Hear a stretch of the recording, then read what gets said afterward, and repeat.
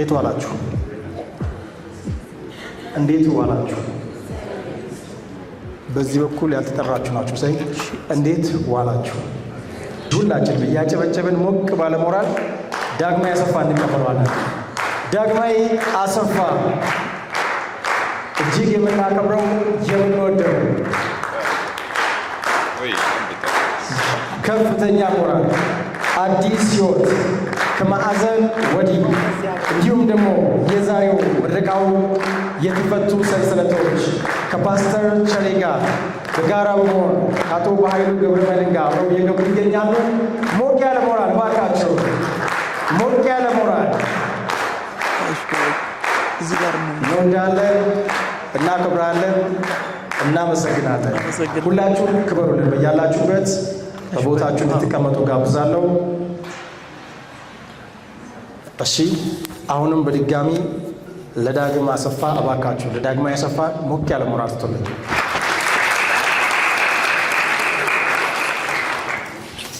እጅግ የምናከብረው የምንወደው በጣም ትውልድን የሚያንጹ በርካታ የፈረሱ ሊፈርሱ የዘመሙ ትዳሮችን፣ ግንኙነቶችን፣ ማህበራዊ ሴቶችን እየመለሰ እየጠገነ በዚህ ባለበት ሁኔታ ውስጥ በብርቱ ፈተና ለእኛ ግን ምንም እንዳልሆነ ሰው አዲስ ሕይወት በሚለው መጽሐፉ በርካቶች ለማጥፋት መድገው ካሉበት የመለሰ እንዲሁም ደግሞ ከማዕዘን ወዲህ በሚለው በሁለተኛውም የተንሰላሰለ ሀሳብ ባለው ታላቅ መጽሐፉ በሁለተኛ ዙርም ለብዙዎች ትዳር አብሮነት መቀጠል ረጅም ርቀት መሄድ ትልቅ መፍትሄን ያኖረ ዛሬ ደግሞ በዚህ ታላቅ ቀን ቀጠሮ ይዞ ባለበት ስቃይ ውስጥ ነው ከህንድ ሀገር በሁለት ዙር ሕክምናው መልስ ገና ሌሎች ሕክምና እያሉበት የተፈቱ ሰንሰለት በሚል በዚህ ታላቅ ቀን ሊያበረክተን የመጨረሻ እስከዛሬ ባለው ሶስተኛ እትሙ ላይ ደርሷል። እባካችሁ ባለበት ስቃይ ከሁኔታዎች በላይ ከፍ ብሎ ለእንዲህ ለሚያበረክተን ማህበራዊ ሴቶቹ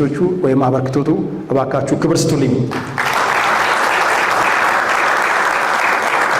ዶክተር ኢንጂነር ሀብታሙ ኢተፋ የውሃና ኢነርጂ ሚኒስትር፣ አቶ ቢኒያም ሰለሞን ላሌ የሲዳማ ክልል ጠቅላይ ፍርድ ቤት ምክትል ፕሬዝዳንት፣ ፓስተር ቸሬ የጋብቻ አማካሪ፣ እንዲሁም ደግሞ ዶክተር እንዳለጌታ ከበደ ወይም ጸሐፍት፣ አርቲስት ታምሩ ብርሃኑ፣ በኃይሉ ገብረ መድህን የመጽሐፍ ደራሲና አዘጋጅ፣ እንዲሁም ደግሞ አቶ ተስፋዬ ሀረርጌው ጥሪያችን አክብራችሁ ስለመጣችሁ ውድ በተለይ ደግሞ በዚህ ሰዓት ላይ ለዳግማዊ አሰፋ ሁለት ዙር ህንድ አገር ሄዶ ሕክምናውን በተሳካ ሁኔታ አከናውኖ ለመምጣት የሚያስፈልገውን የገንዘብ መጠን እንድናሰባስብ የእናንተ አስተዋጽኦ ትልቅ ሆኖ ጎልቶ የሚታየን የማህበራዊ ሚዲያ ተጽዕኖ ፈጣሪዎች እዚህ ከማዕከላችን አሉ። እንዲሁም የሚዲያ አካላት እባካችሁ ለሁሉም ጥሪያችንን አቅርበው ስለተገኙ ክብር ስጡልን። በተለይ የሶሻል ሚዲያ ተጽዕኖ ፈጣሪዎች በእውነት የምሬ ነው መነግራችሁ፣ በጣም ነው ማከብራቸው። ሁሌም ከዳግማዊ አሰፋ ጎን አሉ። እነ ፓስተር ቸሬ ዳጊ ባዘጋጃቸው ማንኛውም ብርሃን ባለፈው ዓመት የምስጋናና የቅርታ ምሽት በዚሁ አዳራሽ ውስጥ ልዩ ፕሮግራም ተዘጋጅቶ ሁሌም ከጎኑ አሉ። እንደዚህ አይነት ሰዎች ያው መጽሐፉ ላይ በሰፊው የምስጋና ቦታ ተሰጥቷቸው ተመስግነዋል። ዛሬም እንቀጥላለን እያመሰግን እየተመሰጋገንን ይህንን መጽሐፍ እየወሰደን ለሕይወታችን ለትምህርት ቤታችን ለእኛ ሰፈር ለምንሰራበት ተቋም እንዲሁም ደግሞ ቀድሞ ለተማርንበት ትምህርት ቤት መማሪያ ይሆን ዘንድ ፊዚክስ፣ ኬሚስትሪ፣ ማትስ ብቻ የሰው ልጅ አያንጽምና ወስደን ማስገባት ግድ ስለሚለን ሁላችሁም ስትወጡ ይህንን መጽሐፍ እየገዛችሁ እንድትሄዱ በአክብሮት እየጋበዝኩኝ ፕሮግራማችን የምንጀምረው የዚህ ፕሮግራም ዋና አዘጋጅና ጸሐፍት በሆነው በራሱ በዳግማዊ አሰፋ አማካኝነት ወደ መድረክ ጋብዘውና ንግግር እንዲያደርግ የእንኳን ደህና መጣችሁ ሀሳብ እንዲያኖር እጋብዛለሁ። ዳግማዊ አሰፋ የተፈቱ ሰንሰለት ሶስተኛ መጽሐፉን አበርክቷል። ሞቅ ባለ ሞራል ወደ መድረክ ጋብዘዋል። እባካችሁ ዳግማዊ አሰፋ ክብር ስጡልኝ።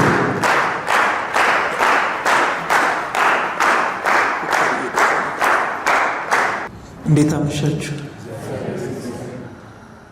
እኔ እስኪ በቃኝ ድረስ አስደጋግማችኋለሁ። እንደምን ዋላችሁ? አሁንም አልበቃኝ። እንደምን አመሻችሁ?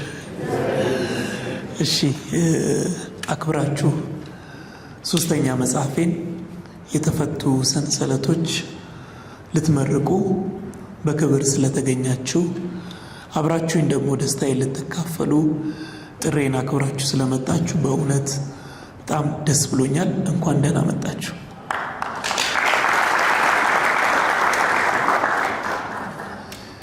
ይህን መጽሐፍ እየጻፍኩ እንደነበረ በጣም ከጥቂት ሰዎች በስተቀር ማንም ሰው አያውቅም።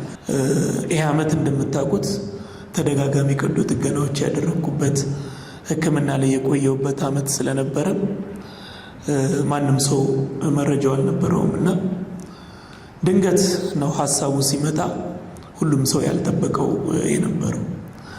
እኔ አንድ ነገር ማንሳት የምፈልገው መጽሐፉን ከጻፍኩ በኋላ እንዲሁ ቁጭ አድርጌው ነበረና አጋጣሚ ደራሲ ይፍቱ ስራ ምትኩ ልጠይቀኝ በመጣች ጊዜ ነገርኳት። ለምን አንዳንድ ገጽ አይሆንም ላክልኝ ከፈለክ እኔ የአርቶት ስራውን እሰራለሁ ስትለኝ አንዳንድ ጊዜ ቀላል የሚመስሉ ንግግሮች ግን በድንገት ሞራል የሚሰጡ ይሆናሉና ወዲያውኑ ነው ጽሁፉን እንትን ያልኩት።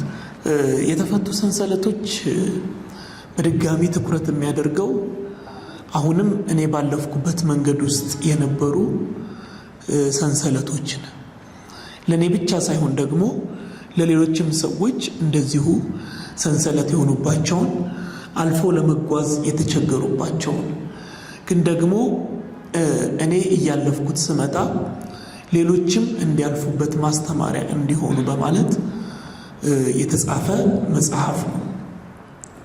ሁላችሁም እንደምታውቁት ልዩ የሆነ የታመመን የመጠየቅ የመጎብኘት መልካም ባህል አለን።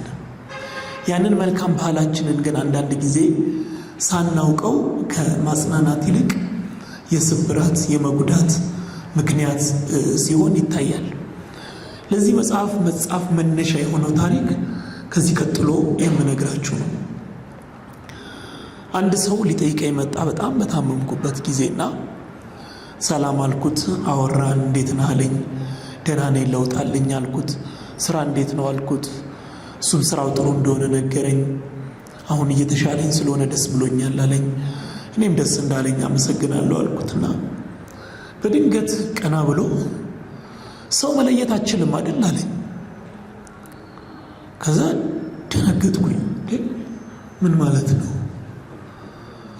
ሰው ለይቼ እኮ ነው ሰላም ያልኩት። እሱ መሆኑን አውቄ ነው ያወራሁት። ስሙንም ጠርቼ ነው የተቀበልኩትና እንዴት ሰው መለየት አትችልም ይለኛል እያልኩ እያለ በዛ አላቆመም። ምግብም አትበላም ፈሳሽም አትጠጣም አይደል? አይዞህ አንድ ቀን ትበላለህ፣ አንድ ቀን ትጠጣለህ። አሁን ምንም ሰው አትለይም አይደል? አይዞህ አንድ ቀን ሰው ትለያለህ ሲለኝ የእውነት በጣም ውስጥ የተጎዳ በቃና እየደጋገመ ሰው አትለይም አይደል ሲለኝ አዎ አለይም አልኩት። ልክ ነህ፣ አዎ አለይም። ምግብም አትበላም አይደል? አዎ አልበላም። ፈሳሽም አትጠጣም? አዎ አልጠጣም። በኋላ ጓደኞቼ አብረውኝ ነበሩና እንዴት አለይም ትለዋለህ? እንዴት አልበላም ትለዋለህ? እንዴ ይህ ሰውዬ እኮ እየጠየቀኝ ያለው አዎ የሚል መልስ እንድሰጠው ነው። አትበላም አይደል? አዎ ነው መልሱ። አለይም አይደል? አዎ ነው መልሱ። ለዛ ነው አልኳቸውና በኋላ ላይ በጠያቂ ጥየቃ በጎብኚዎች ንግግር የተሰበሩ የተጎዱ ፈተና የሆነባቸው ስንት ሰዎች አሉ። እሱ ብቻ አይደለም። ሌላው እዚህ መጽሐፍ ላይ ያካተትኩት አንድ ጉዳይ እንደዚሁ ከአንድ ሰው ጋር ስናወራ በቃ ዳጊ ይሄ እንግዲህ የተጻፈልህ ነው እና ምን ታደርገዋለህ አለ። ምንድን ነው የተጻፈልኝ? ምን ማለት ነው አልኩት። ፈጣሪ እኮ በቃ በሽጉጥ እንድትመታ አስቀድሞ ጽፎት ነው። ለዛ ነው ይሄ ነገር የደረሰብህ። ከዛ ምንም አላልኩኝም። ስለዚህ እያልክ ያለው ፈጣሪ በሽጉጥ ትመታለህ ብሎ ከመፈጠሬ በፊት ጽፎታል ነው አልኩት። አዎ ይህ ምን ጥያቄ ያለው? ይህ እኮ የታወቀ ጉዳይ ነው። ስለዚህ አሁን አንተ ተደላድሎልሃል፣ ስራህን እየሰራህ ነውና ለአንተ ተመችቶት ተደላድሎ ስራውን ይሰራል ብሎ ጽፎ፣ ለእኔ ደግሞ በሽጉጥ ተመቶ ዊልቸር ላይ ቁጭ ብሎ ፈተናውን ያያል ብሎ ፈጣሪ ይጽፋል ወይ? ያደላል ወይ ፈጣሪ? እንደዚህ ለአንዱ መከራ ለአንዱ ደስታን ይጽፋል ወይ ብያልኩትና ይህንን ጉዳይ ከሰዎች ጋር ሳወራ ይህ ነገር እንደ ቀልድ የተነሳ ሀሳብ አይደለም። መንፈሳዊ የሆኑ ቃላቶች ያለ ቦታቸው ሲገቡ ምን ያክል ሰውን ደግሞ እንደሚሰብሩ ማይቻለሁ። ለሚያምን ሁሉ ይቻላል። አንተ እኮ ብታምን ትድን ነበር፣ ስለማታምን ነው እንጂ እምነት ስለሌለህ ነው እንጂ። እኔ እዚህ ዊልቸር ላይ የተቀመጥኩት ሰው እግዚአብሔርን እንደማምን እንዴት ነው ለሰው ማሳየት የምችለው? ልቤን ከፍቼ በምንድን ነው ፕሩፍ ማድረግ የምችለው? እሱ ብቻ እኮ አይደለም፣ ፈጣሪ የሚወደውን ነው የሚቀጣውና ስለወደደህ ነው የቀጣህ። በቀደም ከጋሽ ባይሉ ጋር ስናወራ የተጻፈልህ ነው ማለት ምን ማለት ነው? ፈጣሪ እኮ አስቀድሞ ጽፎታል ከተባለ እኮ ሽጉጥ እኮ የዛኔ አልተፈጠረም። አትነግረውም? እንዲህንን አለና ንግግሮቹ ቀላል ይመስላሉ። አልጋ ላይ ለዋለ ሰው፣ እስራት ላይ ላለ ሰው፣ ስብራት ላይ ላለ ሰው ግን በጣም ይጎዳሉ። አግብተው 2 ዓመት 3 ዓመት ልጅ ለመውለድ እየተቸገሩ እየጸለዩ እየተሳሉ ጸበል እየሄዱ ያሉ ሰዎች እንዴ አንቺ ምንድነው አትወልጂም እንዴ? እናንተ ውለዱ እንጂ እንደ ሲባሉ ቀልድ ይመስላል፣ ንግግሩ ቀላል ይመስላል። ግን ምን ያክል አደጋ ሰው ላይ እንደሚፈጠር አስቡትና የተፈቱ ሰንሰለቶች እነዚህ ነገሮች ላይ ትኩረት የሚያደርግ ሰዎችን የሚፈቱ እባካችሁን በክብር ተቀበሉልን። የውሃና ኢነርጂ ሚኒስትር ዶክተር ሀብታሙ ኢተፋ ከማዕከላችን ተቀላቅለዋል። እንኳን ደህና መጣችሁ። ስለዚህ የሰው ልጅ ወዳሰበው ነገር ተስፋ ወደሚያደርገው መንገድ ወደ ጤናው ወደ ስኬቱ በሚሄድበት መንገድ ሁሉ የሚያስሩትን የሚያቆዩትን ሰንሰለቶች እንደምንም እየፈታ እንደምንም እያለፈ ወደ ስኬቱ ሊሄድ ይገባል። እኔን የገጠሙኝ ያደናቀፉኝ ያሰሩኝ ግን ደግሞ በሂደት እየተፈቱ ዛሬ ላይ የደረስኩባቸውን መንገዶች ያካተትኩበት መጽሐፍ ነው። አይድረስና ደግሞ በእኔ መንገድ ውስጥ ለሚያልፉ ሰዎች እንዴት ማለፍ ይቻላል? እንዴት አይነት የህይወት ትምህርት መውሰድ ይቻላል? እኔን የመታኝ እንቅፋት ሳይመታቸው እንዴት ማለፍ ይችላሉ? እኔ የረገጥኩትን እሳት ሳይረግጡ እንዴት መሻገር ይችላሉ? ቢያንስ ቢረግጡ እንኳን ጉዳቱ እንዴት ሊቀንስላቸው ይችላል የሚለውንም በማሰብ ነው ይህንን መጽሐፍ የተፈቱ ሰንሰለቶች። አጭር ናት፣ ግን ብዙዎች ይማሩበታል፣ ይጽናኑበታል ብዬ በማለት የጻፍኩት መጽሐፍ ነው። የቀደሙት መጽሐፎች አዲስ ሕይወትና ከማዕዘን ወዲህ ያበረከቱት በጎና መልካም ሀሳብ በሌሎችም የተፈቱ ሰንሰለቶችም ይህንኑ ሀሳብ ያረጋግጣል ብዬ በማመን ለእናንተ አበርክቻለሁ። እንግዲህ አንብባችሁ ሀሳባችሁን አስተያየታችሁን እንደምትሰጡኝ ተስፋ አድርጋለሁ። በዚህ መጽሐፍ ስራ የተሳተፋችሁ በሀሳብም በገንዘብም ያገዛችሁ ሁላችሁንም ከልብ አድርጌ አመሰግናለሁ።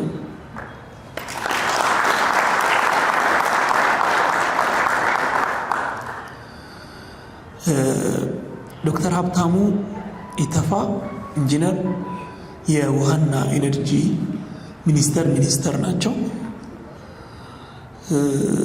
አንዳንድ ጊዜ ያው እንደሚታወቀው ባለስልጣን ይደወልለታል እንጂ አይደውልም፣ እንደምታውቁት ይጠየቃል እንጂ አይጠይቅምና ዶክተር ሀብታሙ አልሞስት በቃ በየጊዜው የሚደውልልኝ የመጽሐፌን ስራ በየቀኑ የሚጠይቀኝ በእያንዳንዱ እርምጃዎች ውስጥ አብሮኝ የሚሆን ሰው ስለሆነ የክብር እንግዳ አድርጌ ስጋብዘው የእውነት ነው የምናገረው፣ ባለስልጣን ስለሆነ ሳይሆን ትትናው ፍቅሩ በጣም ስለሚያስቀናኝ ስለምገረምበትም ጭምር ነው የጋበዝኩት። በክብር ወደዚህ ልጋብዘው፣ እናንተ በጭብጨባ ሸኙ።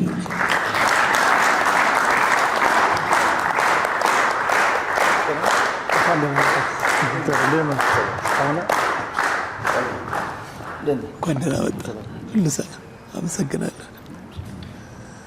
የተወራችሁ በቀኝ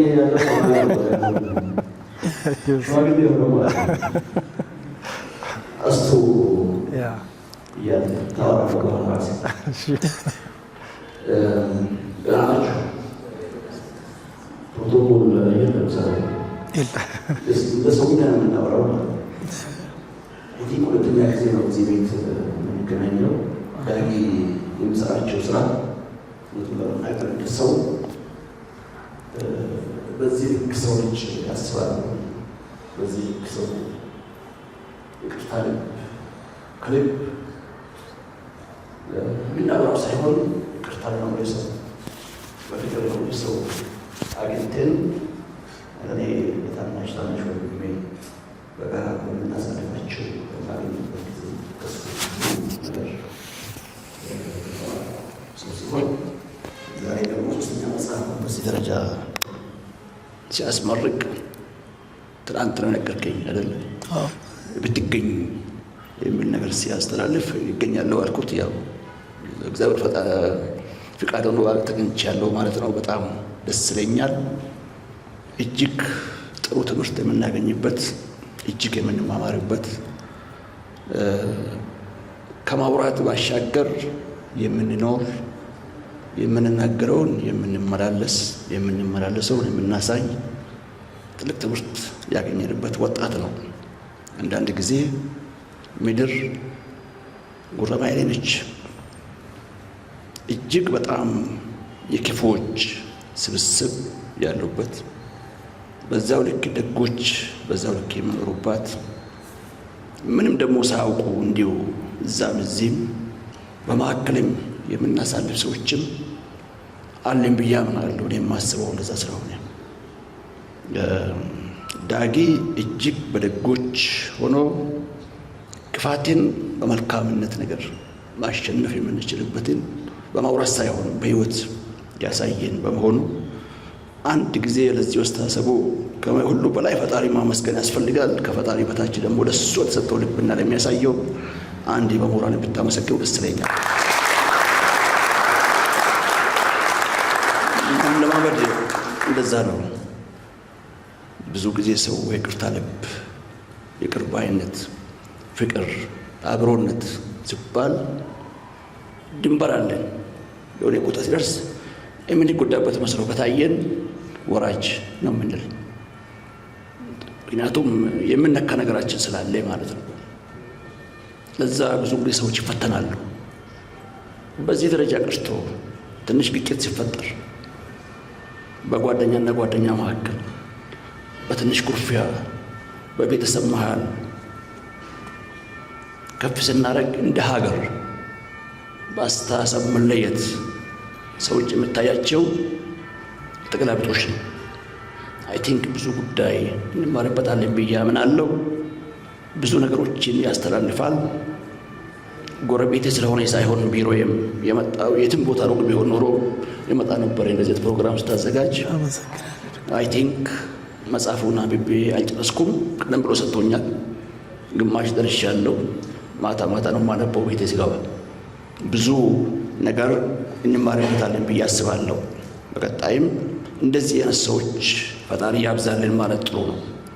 ደግ ልብ ያለው ሰው፣ ይቅር የሚል ልብ ያለው ሰው፣ ይቅርታን መኖር የሚያሳይ ሰው። የዚህኛው መጽሐፍ ደግሞ የተፈታ ሰንሰለት አይ ቲንክ ጊዜውም ብናያይዘው መልካም ነው ብዬ አስባለሁ። የዓመቱ መጨረሻ ላይ ደርሰናል። ዛሬ 28 ነው። 20 ቤት ገብተናል። በፈረንጆቹ 27 ነሐሴ እያለቀ ነው ማለት ነው። አዲስ ዓመት ልንቀበል ነው ማለት ነው። ስለዚህ እያንዳንዱ ሰው በአዲስ ዓመት ምን ነው የሚፈታው ብለን አይ ቲንክ ብንወስድ ይጠቅማል። ያሰረን ነገር ካለ ለበቀል ልባችን ተሞልቶ ካለ ወደፊት እንዳንራመድ ያሰረን ነገር ካለ ከፍ እንዳን ወደታችን የሚጎትት ነገር ካለ እንዳው ወደ ራሳችን ወስደን ህይወታችን ብናለማመድበት በጣም መልካም ይሆናል። ከዚህ በተረፈ ደግሞ ለብዬ በጣም ወዳለሁ።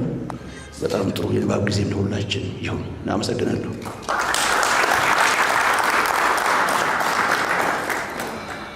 ዶክተርን ከልብ አድርጌ አመሰግናለሁ። ትናንትና ቢሮ ተጠርቼ ነበረ ዶክተር ሀብታሙ ጋርና ሄጄ ነበረ። ልናገር አይደል ዶክተር አዲስ አበባ ገብተሃል አይደል ተብዬ አዎ አልኩኝ። ከዚህ በኋላ የውሃና ኢነርጂ ሚኒስተር የህግ አማካሪ ሆነ ተቀጥረሃል ተብዬ